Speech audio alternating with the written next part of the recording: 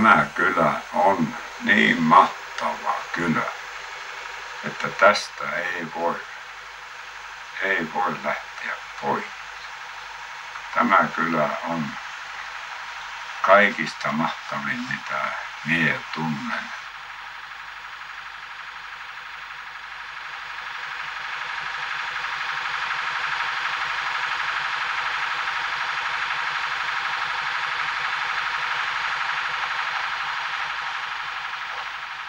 Minä olen mökkiläinen tällä hetkellä. Minua kunnioitetaan, minua kehutaan, että sinä oot ainoa mökkiläinen, joka oot kuule pitkään täällä. Täällä on ystävälliset ihmiset. Aina oli mikä oli, niin aina ollaan ystäviä. Mitään ongelmia ei ole. Täältä ei ole niinkö sitä villitystä siihen yhteen aikaan, kun Ruotsiin muuttui paljon autioitu taloja, niin raattamasta ei autioitu. Jäänyt tyhjäksi yhtään taloa. 3 henkeä oli, jotka muuttui, yksinäisiä ihmisiä, jotka muuttui Ruotsiin. Ja niistäkin on jo nyt tällä hetkellä kaikki palaaneet takaisin. Tämä kylä on siinä mielessä hirveän lysti mökkiläiselle, että täällä ei tarvitse välttämättä panna paikkoja lukkoon, kun lähet. Niin minäkin tässä toistakymmentä vuotta ollut, niin ei ole vielä minkäänlaista semmoista, että olisi joku käynyt täällä ilman lupaa. Se saa aivan vapaasti olla.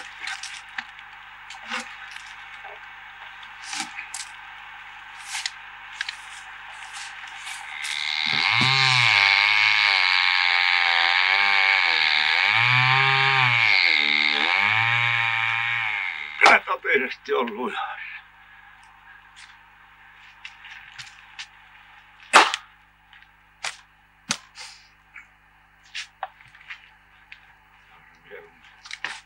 Tähdästä kohdalta olen alkanut.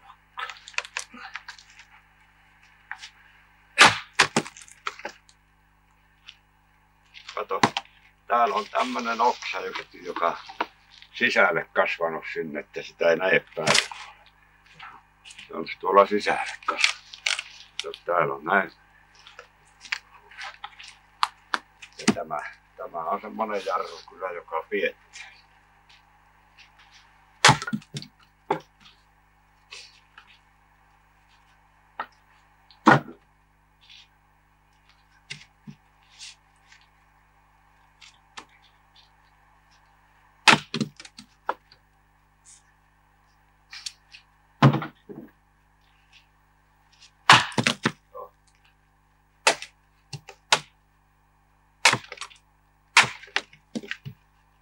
Tuolta vaan koillikosta aina mikä on rumaan, niin kuin tuossakin on yksi nyt tuossa semmonen, että se näkee, että siitä ei niin ole paljon hyötyä, vaikka se oikein kasvaakin sinne. Semmoisia kaatelee ja sitten mikä on lahoa tai kaatunut muuten, niin se niitä ja napsin.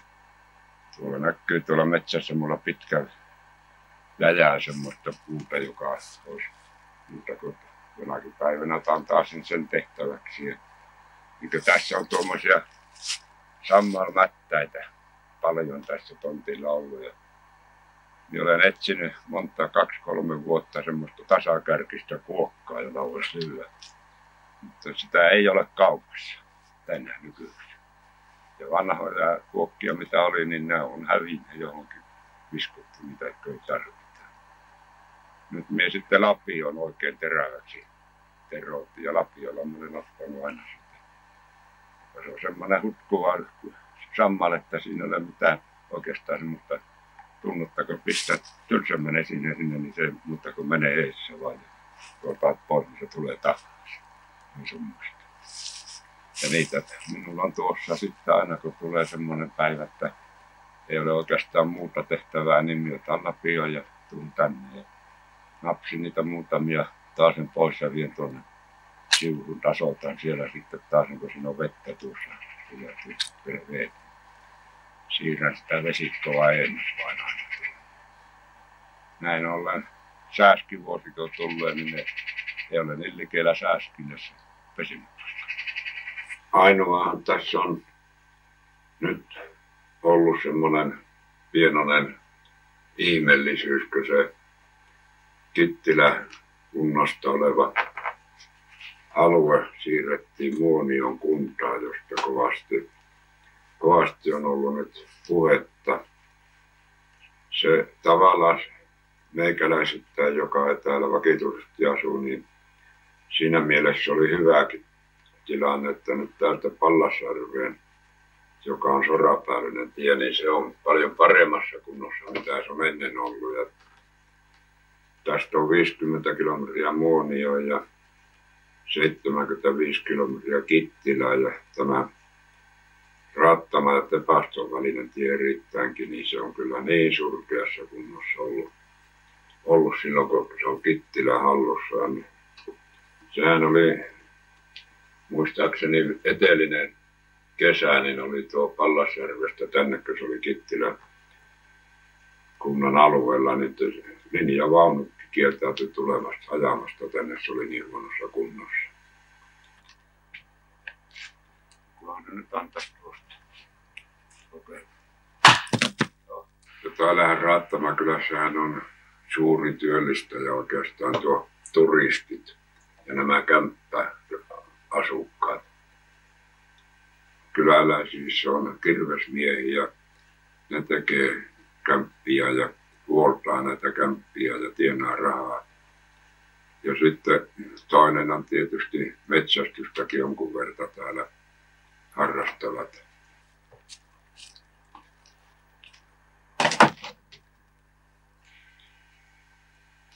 Tuo Pallastunturihan olisi mahtava turistirysä, kun se rakennettaisiin kunnon majoitukset sinne.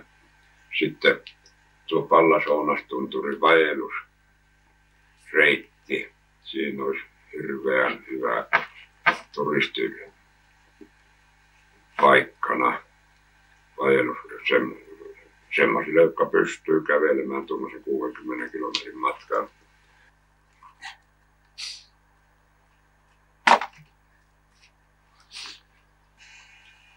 Tuo Pallasjärvihän on yksi hieno paikka, jos siihen saadaan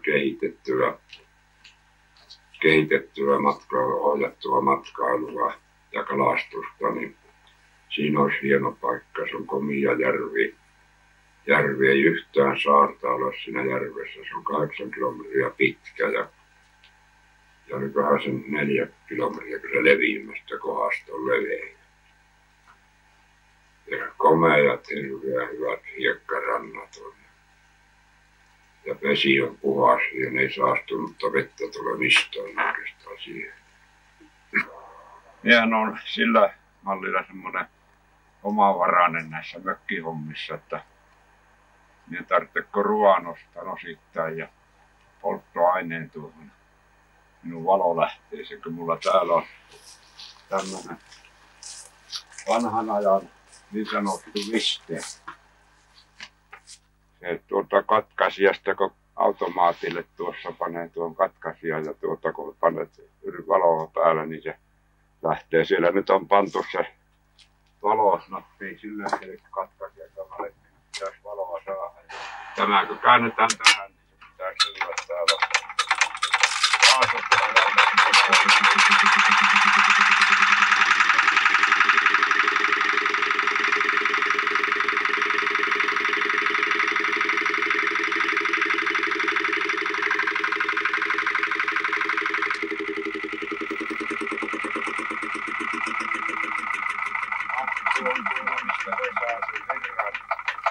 Sitten kun se lähtee pyörimään tämä kone, niin se samalla lataa sitten tuon akun.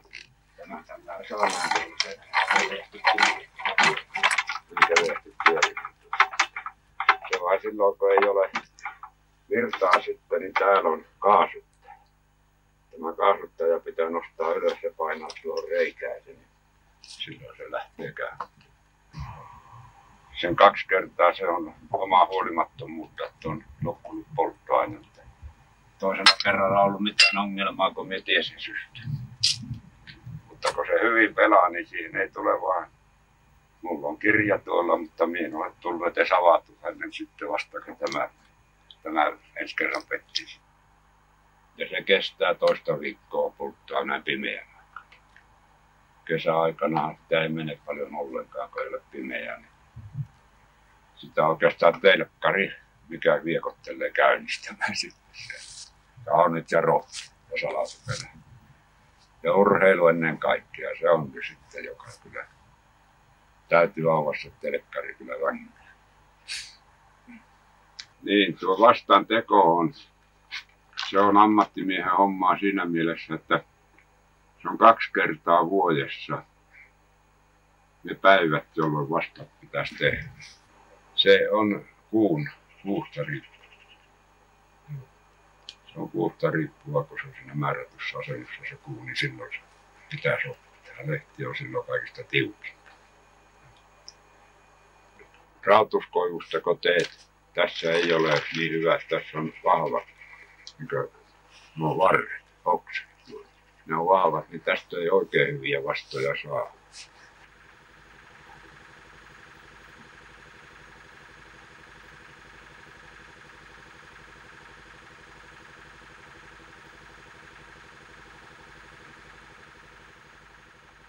Siinä ei ollut, kun selkärangasta oli muutamia paloja siinä vaiheessa. Ja nuo sarvet. Tästä kato, kun ne lähtee, se menee täältä takkaa ja tänne tulee. Ja tässä se on tähän haaraan tämä tarttunut kiinni. Ja täällä taas täällä takana on tämä. Ja tämän sarvi, kun se täältä lähtee, niin se menee tämän takkaan ja tulee täältä ulos. Yksi piikki on tämän takana täällä, toinen tulee ja on tämän sarven niin tuolla takaa. Ja tulee sitten, ja tässä yhdistyvät yhteen. Se vielä tässäkin on tuossa haarassa tämä. Ja minä tykkään raattamista. Mahtavat paikat on täällä. Tunturit, pallastunturit näkyy. Kaikki metsästysalueet on täällä. Tästä kun minä lähden Itä-Kairaan, on 60 kilometriä asumatonta erämaa.